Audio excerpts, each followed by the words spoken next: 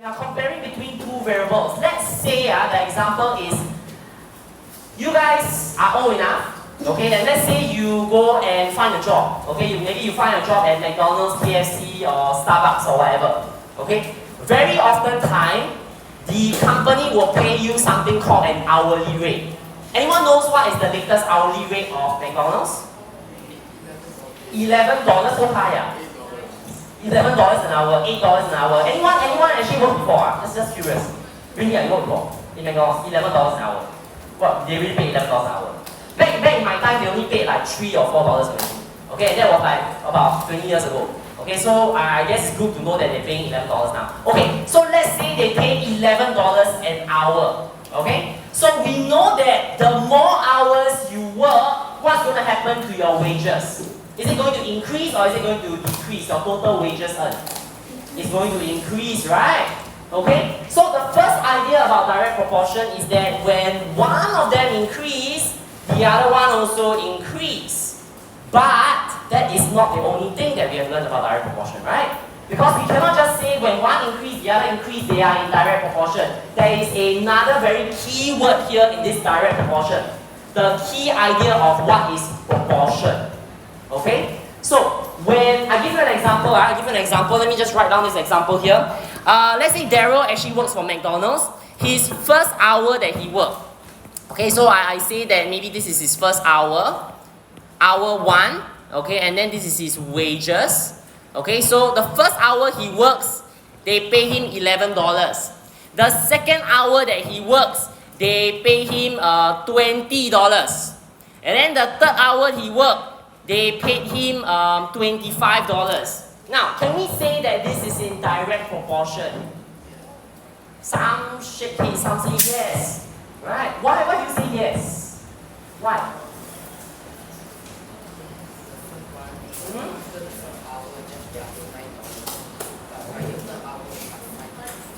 Okay, so Daryl actually says, his idea is saying that, yeah, because as the hours increase, these wages also did increase. Okay, but I want you to think about the idea about proportion. Is it fair or not? Okay, is it fair? Is it proportional or not? You look at the difference in wages, right, per hour. The first hour he worked, actually he earned 11, right? But actually for the second hour, how much did he really earn in the second hour of work? $9, right? And how about the third hour? What is the amount that he actually earned in the third hour? Is it proportional? Is the rate the same? No, okay? So the big idea about direct proportion, right, is you cannot just assume when one variable increase, the other variable also increase, they are in direct proportion. No. Okay? The rate must be the same. Okay, in this case, of course, the hourly rate must be the same. Alright? So we went through this example with you, and the example that we gave you is, when maybe you go to a carnival, you have took part in a competition, okay, the amount of rewards, maybe you are trying to aim a target, the more target you hit, the more money you earn. And it's in direct proportion because we know that for every single target that we hit, we actually increase our payout by $5. Okay, so accordingly over here, those of you who were not around in the previous session, can you quickly write down? Okay, so the reward increases, okay, by $5 for every hit that we do. But we actually notice something, right? In this column over here, when we take the y divided by x, we realize that it is always going to be the same number. Now in mathematics, when we always have the same number that doesn't change, what do we call it? What do we call a number that doesn't change? Constant. Okay, so we realize that y divided by x is actually a constant, and I'm going to go to that later on. But you realize that no matter what you divide this by, okay, y divided by x, this is always going to be 5. Okay, we have already went through that. If you missed the previous lesson, please go and watch the video uploaded on your Google Classroom. Okay, so we know that y over x is the constant. Okay, it's the constant throughout when y is directly proportional to x. Okay, now this part, I want you guys to draw something for me. Alright, on the space below here, if you have a ruler, please use a ruler. If you don't have, actually you really should have a ruler lah. Okay, can you draw a Cartesian coordinate plane? Cartesian coordinate plane just like that. This one just put the y, and then this one just put the x. Okay, so just draw a Cartesian coordinate plane for me, and let's take a look at what happens. Okay, let's take a look at what happens. Okay, now x over here, we notice that x increase every time by 1, right? So it's a whole number increased by 1, okay? And every time x increase, my y increases by 5. Okay, so we're gonna plot the points together and follow along with me. So when x increases by 1, okay, I know that my first increment is 5. Okay, so I'm gonna mark it with an x right now. Okay? Okay, I'm gonna mark it with an x. So when my x increases by 1, I know that my payout or my value of y is 5. So the next point follows the same idea. When I increase to 2, let's say I manage to hit 2 targets, I hit 2 targets down, my payout now will increase by another 5. So 5 increased by another 5 is what? 10. Good.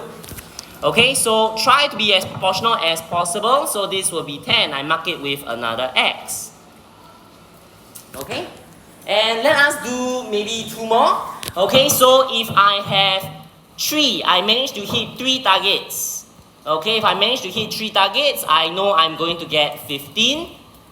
So I'll mark it with another x over here. And let's do 1 more. If I have 4, if I hit 4, I am going to get 20. Okay, and this one will be my final one over here. Okay, and this one really hinges on whether you draw carefully, and really whether you draw properly. Because if you don't draw properly, okay, you're going to get the wrong conclusion.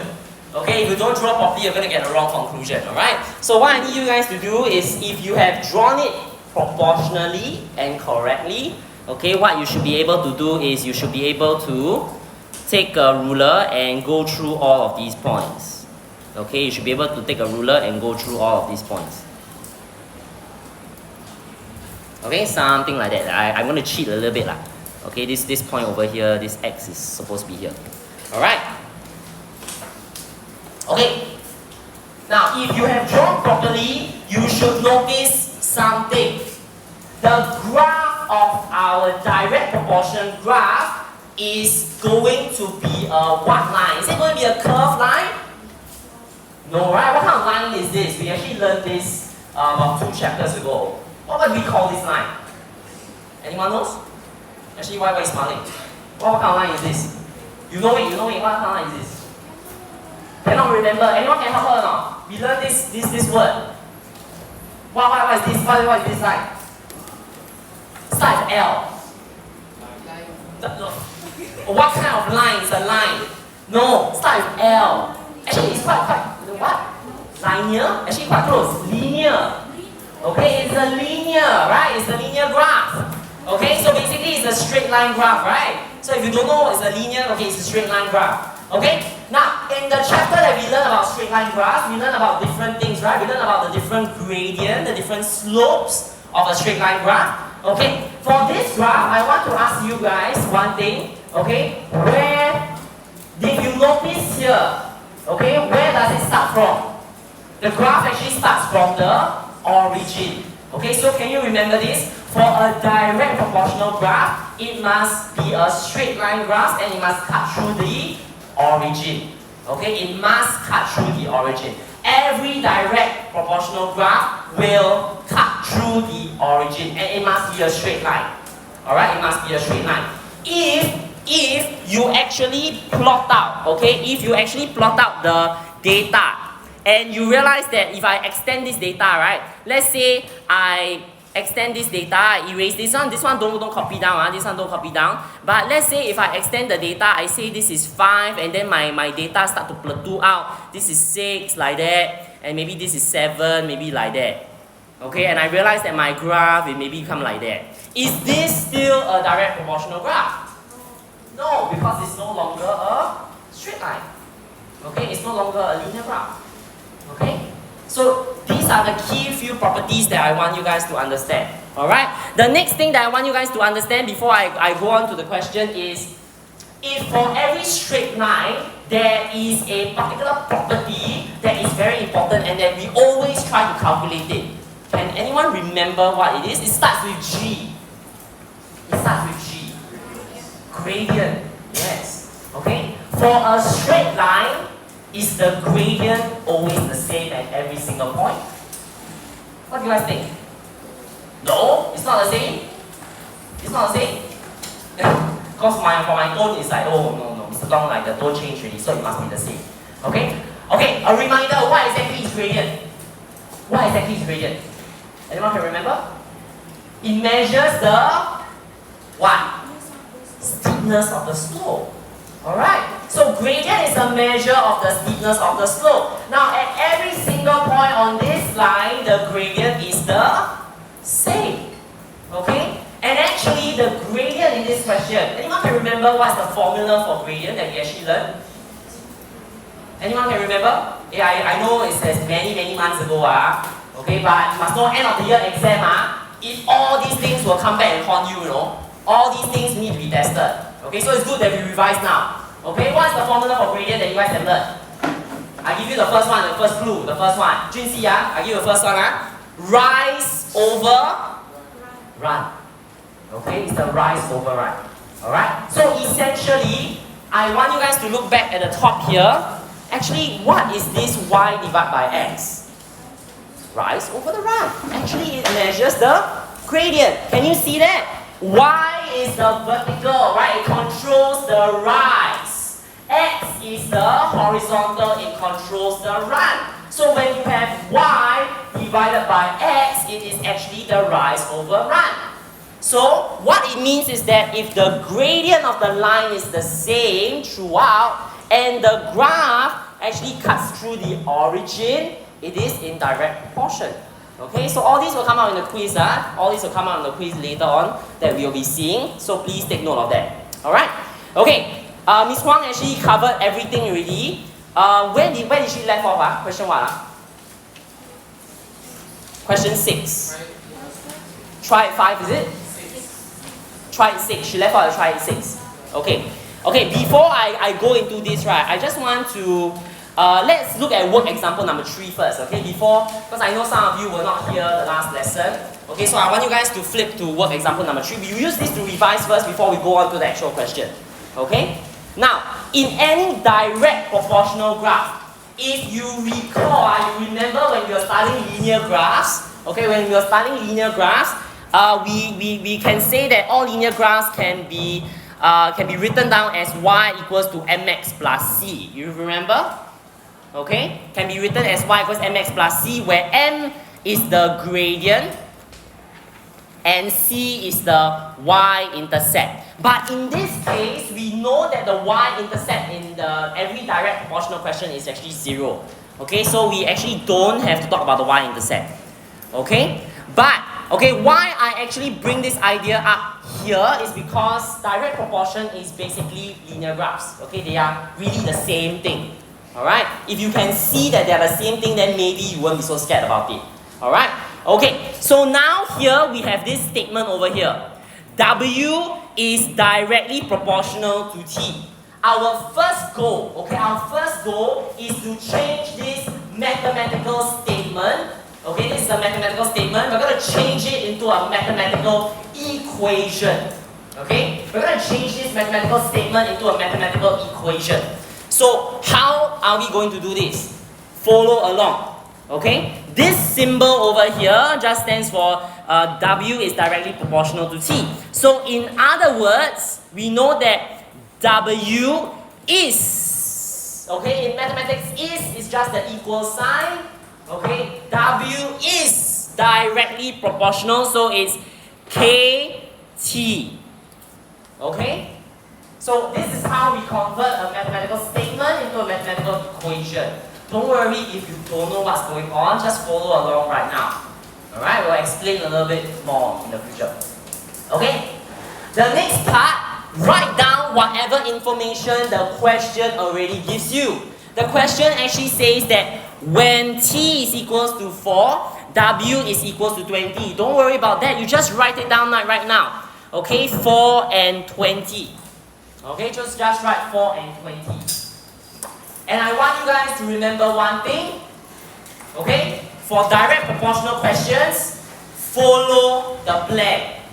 Okay, follow the plan. The first step, write down the mathematical statement into a mathematical equation. That is step number 1. Actually, that's step number 1.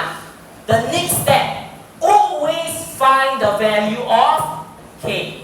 Always find the value of k first. Okay? So the next step, let us find the value of k. How to find the value of k? I already have the equation, right? The equation is given to me as w equals to kt. I know the value of t. I know the value of 20. So I'm going to start with S. Substitute it back into this equation. Okay, so let's try. If I substitute it back, I'm going to get 20 is equals to 4t. Not 4t, sorry. K times 4. Alright?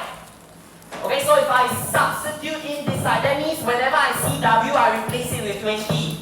Right? Whenever I see t, I replace it with 4. Okay, that's what substitution means. After I substitute it inside, I want to find the value of k. How? How?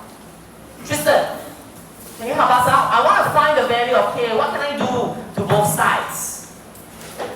Maybe I help you write it in a form that is a bit clearer for you, right? So I can write this as 4 times k is equals to 20. How am I going to find the value of k? Divide by what? Divide by 4 on which side? The side of 20 here. Actually, I must divide by both sides. Okay, so here, if you divide both sides by 4, you are going to get k is equals to 5. Use your calculator. Okay, don't use a mental sum if your mental sum is not very strong. Alright, so you can use your calculator. You find that k is equals to 5. Is that okay? Okay. After you find the value of k, okay, so that is really the first big step. Every single direct proportion question, always find the value of k first. Once you find the value of k already, substitute it back into the original equation. Okay, so it's w equals to kt. You already know the value of k. So it's going to be w is equals to 5t. Okay, so you substitute it back. Okay, replace the value of k, which is a constant. It doesn't change. That's the reason why we can fix it at that value. Okay, and the last one, answer the question. Right, so they say find the value of w when t is equals to 6. So now you already know the value of k. They want you to find the value of w when t, this t over here, is equals to 6. So what do you think you need to do? Kaisila, what do we do? I want to find w and they tell me that t is equals to 6. So what do I do? What do I do? Wait. Okay, we'll wait. What do I do? Okay, those who know, they don't know, shall answer. 5 times 6, yes. Okay, so what Kaisila did was she did substitution. Right? So she replaced, because she knows t is 6. So w is 5 times 6. Okay, so that is 30. Okay, so this is 30. For those of you who haven't written this down, can you please write this down? Okay, for those of you who have already written this down but you didn't know what was going on previously, please make sure you pay attention. Yes? Your bottle is already full, there's no need to fill. Huh? No, later. After I finish one more question. Okay, then I'll let you go. Okay, just one more question. Okay, can we now go to try 6 where we left, when Ms. Huang left off? Alright, so let us use whatever we have actually previously learned and try to solve this question. Alright, so for the benefit of those, do I have another practice question at the bottom? Yes, I have. So I will go through this with you one more time. Alright? Okay, and maybe I'll get some of you to help me out. Alright, that's the lightning alert. Okay, let's look at the first statement over here. Okay, it is given that A is directly proportional to R squared. Okay, so I have a mathematical statement. I want to change it into a mathematical equation. Okay, I want to change it into a mathematical equation. Alright, so how can I do this? Okay, what is my first step? Maybe I get someone to help me. Let's see. Everyone now all starting looking down. Okay, since you want to go toilet, right? Help me out. Alright?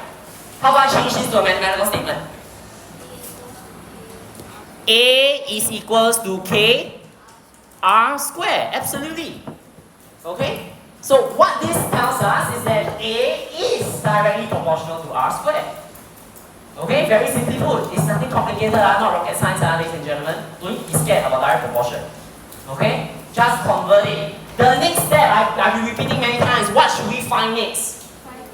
Find the value of K. Okay? But in order for us to find the value of K, the question must tell us the value of A and R. Did the question tell us the value of A and R? It did. Oh, awesome. Okay? So, let's look up here. So, I know that A is 75. So, 75 is equals to K. What is my R? Substitute it. R squared. Okay? Now notice, whenever I substitute, whenever there's a square, I always put bracket. Why? Okay, I always put bracket. Why? Because in the exam, a lot of you lost marks about that, right? When you try to substitute a negative number, you never put a bracket. Okay, your answer, you enter the calculator, you always get wrong.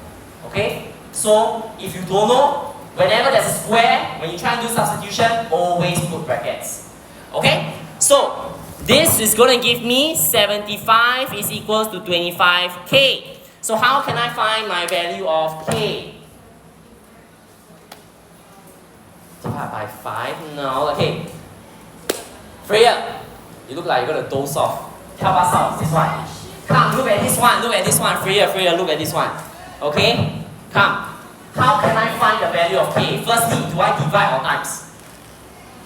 I times up. Divide. Okay, you divide. Okay. Okay. Don't make me disappointed. Come. Divide by what number? I want to find. Remember, I want to find the value of K. Hey, Freya, look up here. Okay. I want to find the value of K. What should I divide both sides so that one side only K is left? I'll help you out a little bit. Maybe this format you don't like. I change this format for you a little bit. What should I divide both sides by so that one side only K remains? 5 25. Okay? Yes, we divide both sides by 25. Okay, the reason is because here I can cancel. 25 divided by 25 gives me 1. So I'm left with K is equals to 3. Okay? So I get K is equals to 3. Alright? So good job. We have found the value of K. After I find the value of K, what else do I need to do? Ashton, what do I do next after I found the value of K? Divide. Divide. After I find the value of K, what do I do? Start with the S. Subject. Make something the subject, is it? Really? Did I say that just now earlier? Make something the subject after you find the value of K? Substitute. Yeah, that's right. Okay, substitute. Okay, so we are going to substitute it back into the original equation. A is equals to 3R squared. So can we now answer the question, what is the value of A when R is equals to 4? Can you try by yourself? Okay, can you try on paper right now? What is the value of A when R over here is equals to 4? Okay, so what is the answer? What is the answer? Try it first, everyone try. And Shannon, after 10 seconds, can you give me an answer? Okay, try first. Okay guys, be confident. Okay, I know This topic seems like there's a lot of equations, but actually really there's only one equation only. Only one only. Okay? Shannon, what's the answer? Come, be confident a bit. What's the answer? 40. 48. Okay, is it 48? Okay. Okay? So the value of A is 48. How we get the answer? Okay, maybe I don't skip steps, some of you will get confused. Is 3 times 4 square. 4 square is 16. 3 times 16, okay, 48. Okay? Then how about part B? What is the value of R when A is 147? So it's the same thing. We already know the equation, right? A is equals to 3R squared. So how do we do B? What should I do now? Substitute. Okay? So I should replace A with 147. Good. I replace A with 147. Okay, so maybe this is a little tricky. Okay, first, I want to find the value of R. So that's not Ashton saying make something the subject, right? So maybe he can help me out again. Okay, so Ashton, what do I do on both sides? If I want to find the value of R, what should I do first? Divide by 3, okay, good, that's a good strategy. Maybe I rewrite this so that it's in a form that is easier for you to see. I divide by 3 on both sides. Okay, I'm going to get R squared, 147, divide by 3, I'm going to get 49. And come, Ashton, finish this. Then what should I do next? Huh? Cube both sides,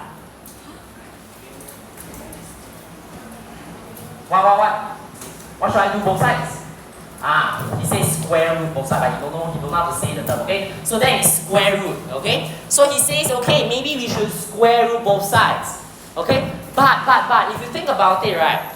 If you square both sides in your calculator, when you square both sides on the calculator, you are going to get this answer. R is equals to 7. Okay? But actually, in actual fact, actually there's two answers, you know.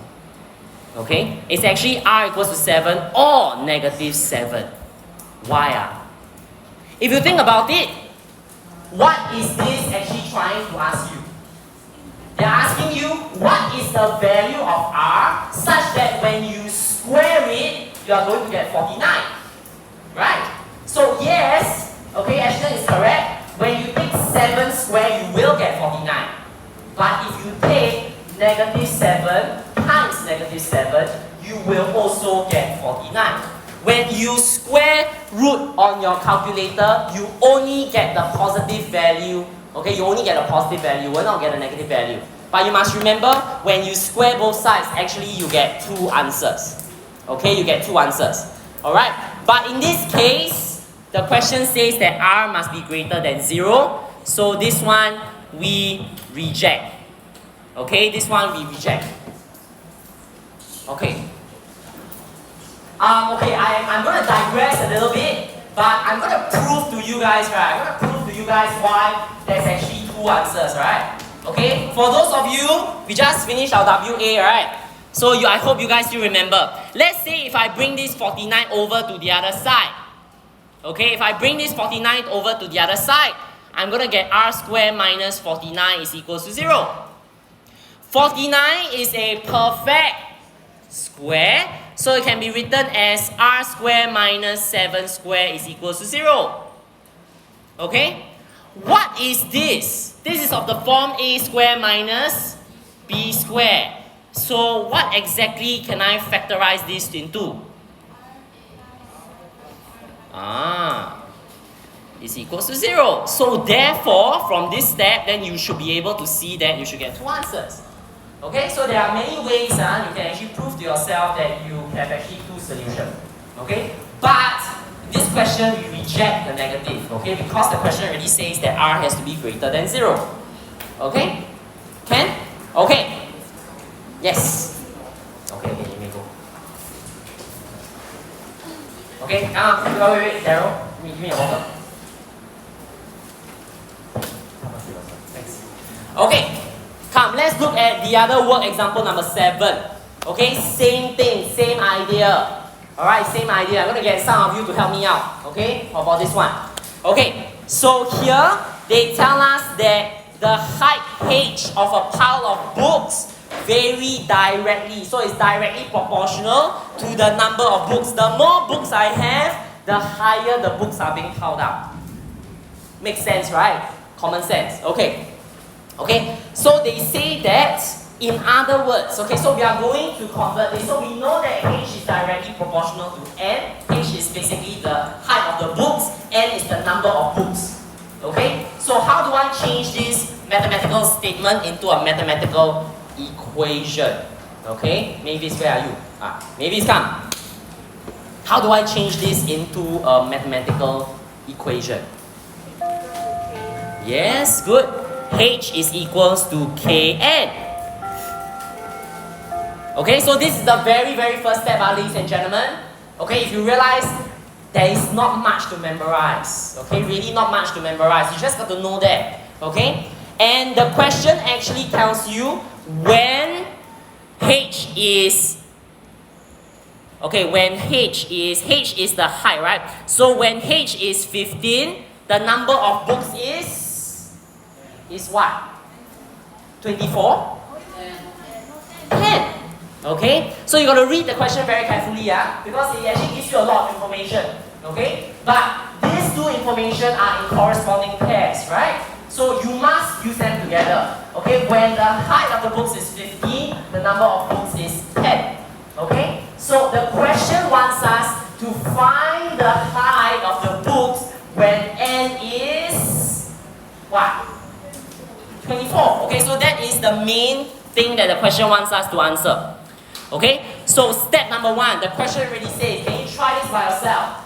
Find the value of k. Can you try this by yourself, Chun Feng? Can you close that iPad? Close it. Hannah, can you please start doing?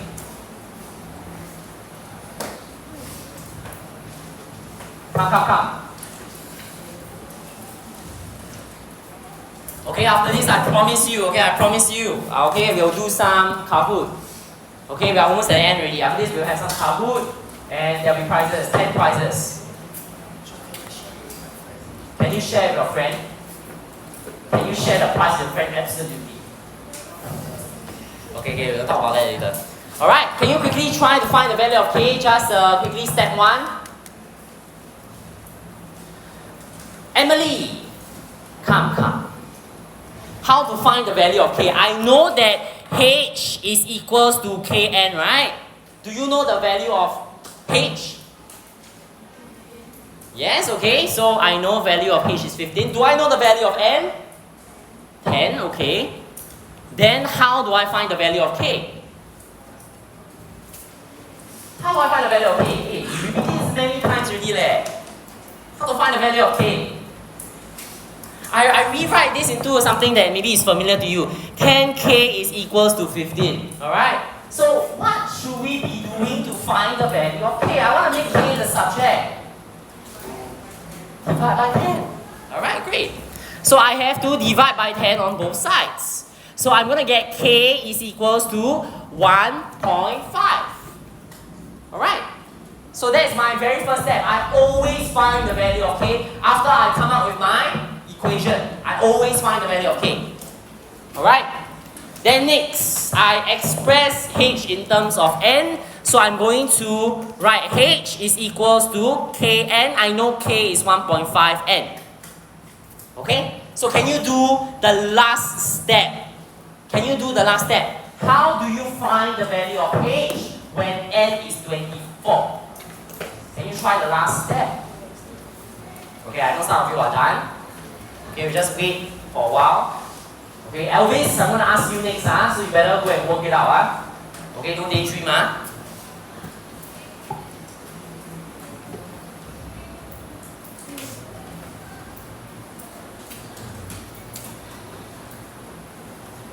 Okay, another 10 more seconds.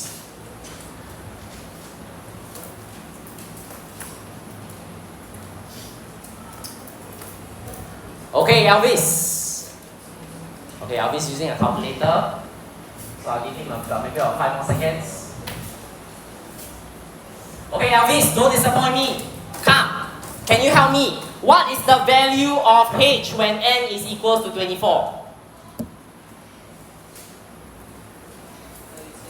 36. How do you get 36? What is your strategy or what is your method? Yes, okay. So basically he did substitution. He knows that n is 24. So he multiplied, he got 36. Is that alright, ladies and gentlemen? So you realize that she direct proportion question, do it step by step. Now in the exam, of course, all these helpers will not be given to you. They will not write step 1, step 2, step 3. They will not. Okay? But if you do enough questions, you will get the hang of it. Can you look at the next try it 8? Okay, we're coming to the end already. Just 2 more. Okay, yes. Okay, some of you still need to copy. Okay, for those of you, can you look at the next try it? Can you try it by yourself? Okay, the next try it, can you try it by yourself? Okay, first thing, write it into a mathematical equation. From the mathematical statement, write it into a mathematical equation. Alright, yes.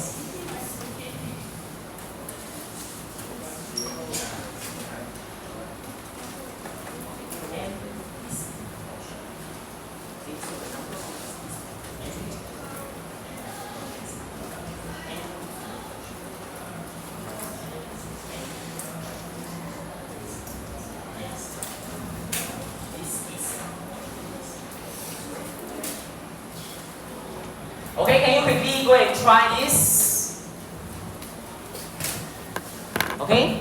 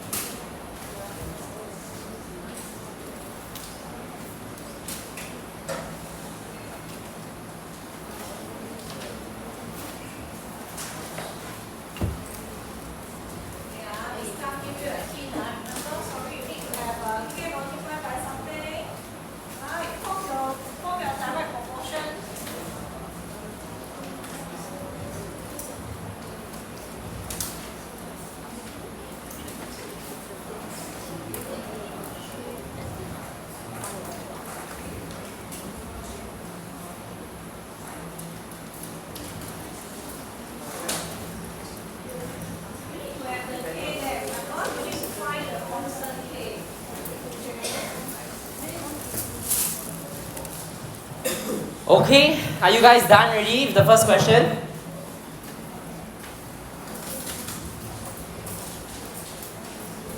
Okay.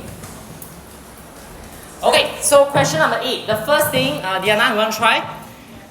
Try 8. How can I express? They tell us that n is directly proportional to m, right? So how do I express this as a mathematical equation? How? Diana, what's my very first step that I need to do? N is directly proportional to m, so how do I convert it into a mathematical statement? Okay, so n is equals to km, correct? Okay, what 2 information did they give me? They say that the mass of 15 pieces of chocolate is 180 grams. Mass is referring to the m, right? 180 grams, no. This is n. Okay, so 15 pieces is referring to the n, 180 grams is referring to the m. So the next step is I need to find my k.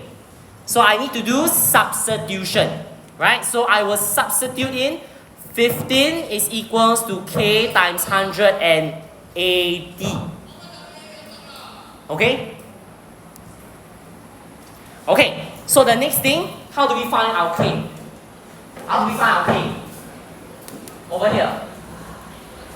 How do we find our k? Kenneth? How do we find our k?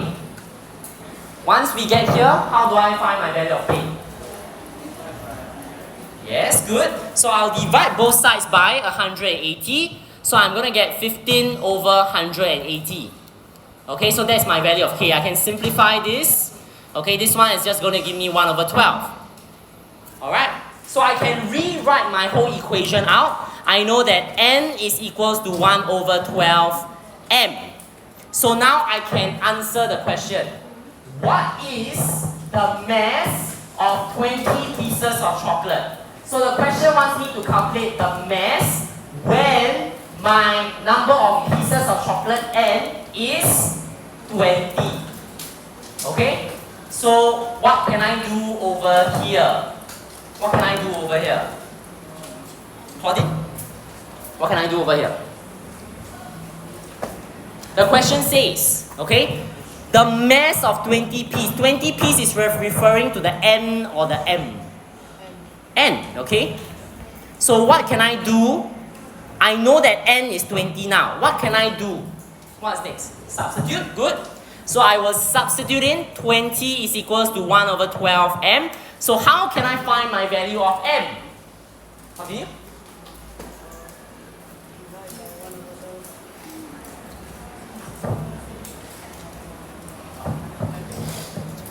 Okay, so I can divide both sides by 1 over 12. Okay, so you divide by 1 over 12 on both sides. Your final answer m is 20 divided by 1 over 12. That gives me 240. Okay, so this is the answer. Okay, come very quickly. Let us do the last one and then let's do our Kahoot quiz. Okay, let us do our Kahoot quiz next. Okay, try it 9. This one, t is directly proportional to n. So straight away, I know t, write down, t is kn. Okay, t is directly proportional to n. And I am told that there are 120 sweets in 5 bags. The number of sweets is t, 5 bags is n. So I just need to do a substitution. 120 k times 5. So what is k? K is just 120 divided by 5. So 120 divided by 5 is 24. So for my part A, what is the total number of sweets in 8 bags? I know now the equation is k is equals to 24n. So what is the total number of sweets in 8 bags? Number of bags is n. So what do we need to do here? Times 24. Okay? Equals to 24 times 8. So what's the answer? 24 times 8 gives me 192. And part B, what is the number of bags required to contain 384 sweets? Can you do this last question by yourself? I write down the equation for you already. T is equals to 24n. Okay, T is equals to 24n. So when your T is 384, how do you find the value of n? How? Okay, last one already. How do you find the value of n? Divide both sides by 24. Okay, divide by 24 on both sides and you will get the answer. Divide by 24, 24. So n is equals to 16, is it? Okay. Okay, now these are the homework questions for this week. It's in your textbook. Okay, make sure you complete it. Can you write it down on your paper? Okay, while I open up the Kahoot. Huh? This is your textbook A. I think it's the A. Your first textbook, the textbook A.